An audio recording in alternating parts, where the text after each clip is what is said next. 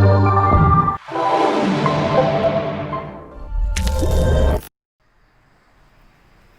اللہ الرحمن الرحیم. میں نصر اللہ بطافی آج آپ کو سیکنڈ ایئر اردو کے گرامر میں رموز اوقاف کا لیکچر دینے لگا ہوں. گرامر میں رموز اوقاف کو ہم پڑھتے ہوئے آج تیسرا دن رہے ہیں اور آج ہم پڑھیں گے ختمہ، جس کو انگلش میں فل سٹاپ کہتے ہیں اور اردو میں اس کا دوسرا نام وقف مطلق ہے. اس کی علامت یہ آپ کو نظر آ رہی ہوگی. انگلش میں جو فل سٹاپ ہوتا ہے وہ صرف ایک نقطے کے برابر ہوتا ہے، مگر اردو میں جب فل سٹاپ لگایا جاتا ہے تو ان دو نقطوں کے برابر ایک فل سٹاپ اردو میں استعمال کیا جاتا ہے. یہ بریکٹ کے اندر آپ کو یہ علامت نظر آ رہی ہوگی، اسے ختمہ کہا جاتا ہے. اس کی تعریف کچھ یوں کی جاتی ہے کہ یہ بھرپور ٹھہراؤ کی علامت ہے کہ جہاں اس کو استعمال کرنا ہو جب کوئی بات مکمل ہو چکی ہو، کسی بات کے اختتام پر اس کی علامت لگائی جاتی ہے جو اس بات کا واضح ثبوت ہے کہ یہاں پر بات مکمل ہو چکی ہے.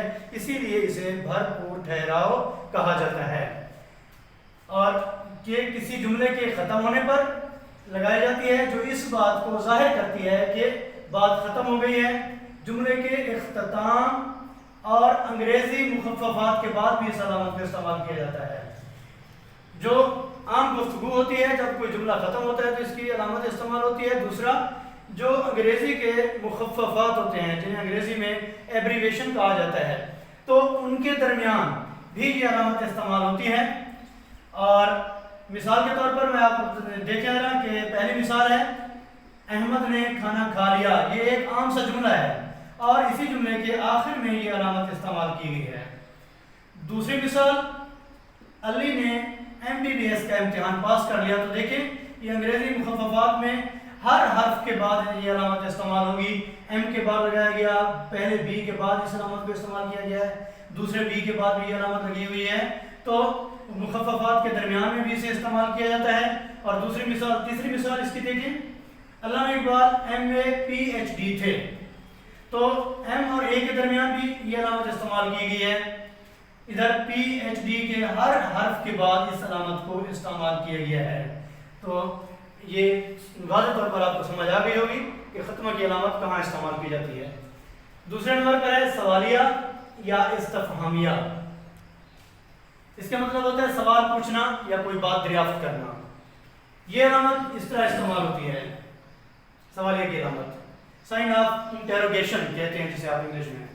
یہ علامت سوالیہ جملے کے آخر میں لگائی جاتی ہے جب کسی جملے میں کسی سے کچھ پوچھنا ہو یا دریافت کرنا ہو.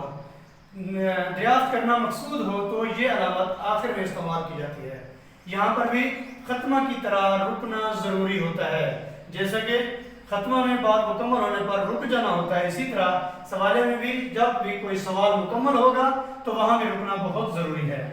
اور اس کی مثال میں آپ کو دیتا ہوں کہ پہلا جملہ ہے کہ آپ کب تشریف لائیں گے. تو یہ ایک سوال پوچھا گیا ہے، اس جملے میں پوچھا گیا ہے آپ سے، تو اس کے آخر میں یہ آپ کو علامت استعمال کی نظر آ رہی ہے. ایسے جملے میں استعمال کی جاتی ہے. دوسری مثال کمرے میں کون ہے. جب آپ سے یہ دریافت کیا جائے گا کہ کمرے میں کون بیٹھا ہوا ہے تو یہ بھی ایک سوالیہ یا استفہامیہ جملہ بن جاتا ہے. اس کے آخر میں بھی یہ علامت استعمال کی جاتی ہے. اور تیسری مثال آپ کیا کھانا پسند کریں گے. تو یہاں بھی ایک سوال کیا جاتا ہے، تو اس سوالیہ جملے کے آخر میں بھی یہاں پر یہ سوالیہ علامت استعمال کی گئی ہے. آج کا ہمارا لیکچر ختم ہوا ہے. اگر اس بارے میں کچھ سوال پوچھنا ہو، کوئی بات سمجھ نہ آئی ہو تو ہمارے YouTube چینل پر یا ہمارے اسکول کی جو ایپ ہے وہاں یہ لیکچر ڈاؤن لوڈ اپلوڈ کیے جاتے ہیں. وہاں پر آ کر آپ کمنٹ باکس میں کچھ پوچھ سکتے ہیں. شکریہ.